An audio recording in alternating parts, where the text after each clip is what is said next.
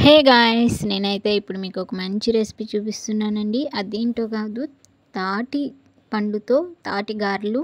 అది కూడా simple recipe అండి. తాటి పండు ఉంటే చాలండి, గారెలు చేసుకుంటే చాలు. మనకి 10 డేస్ పాటు నిలవ ఉంటాయి, అంత టేస్ట్గా ఉంటుంది.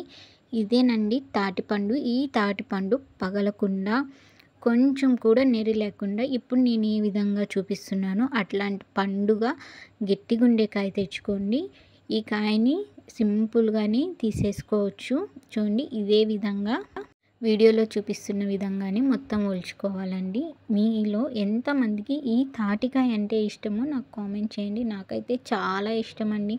అస్సలు మేము కాల్చుకొని తెగ తింటాము, అంత బాగుంటుంది. ఇలా తీసేసిన తర్వాత దీంట్లో 3 ముట్లు ఉంటాయండి. 3 ఉంటాయి, ఒక్కొక్క దాంట్లో 2 ఉంటాయి, ఒక్కొక్క దాంట్లో కూడా 3 వస్తాయి, ఒక దాంట్లో ఎక్కడో 2 వస్తాయి. మనం పెద్ద ఈ పళ్ళు ఉండే చోట పెట్టుకొని మొత్తం గీరేయాలండి. ఇలా గీరిన తర్వాత మనకు గుజ్జు అనేది కూడా వస్తుంది. ఈ గుజ్జుని ఇంకొంచెం షైన్గా రుద్దితే ఇంకా గుజ్జు దిగుతుంది. దీంట్లో పీచు అనేది కూడా ఉంది. పీచు అనేది లేకుండా బాగా మెత్తగా తీసుకోవాలండి. సేమ్ నేను వీడియోలో ఎలా చూపిస్తున్నానో ఇదే ప్రాసెస్ ఫాలో అండి. ఇందులో పచ్చి కొబ్బరి, ఉప్మా రవ్వ, ఇడ్లీ రవ్వ, బియ్యం పిండి ఇవన్నీ వేసి బాగా కలిపేయాలండి.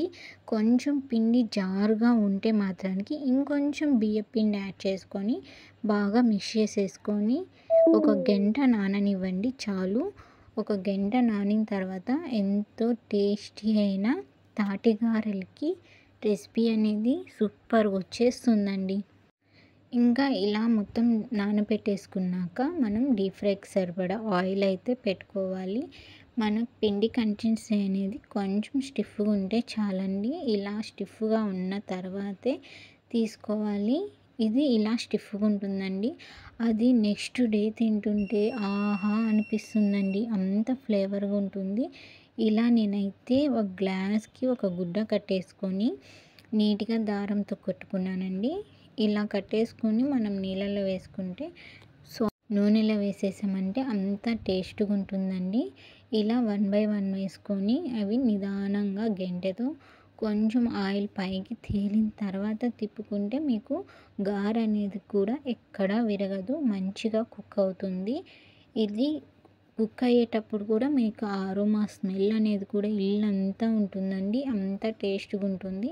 కొంచెం గోల్డ్ కలర్ వస్తూనే తీసేసుకోండి. మరీ ఎక్కువ గోల్డ్ కలర్ వస్తే మాత్రానికి చేదుగా అయితే ఉంటుందండి. ఎంతో టేస్టీ అయిన తాటిగారెలు రెడీ.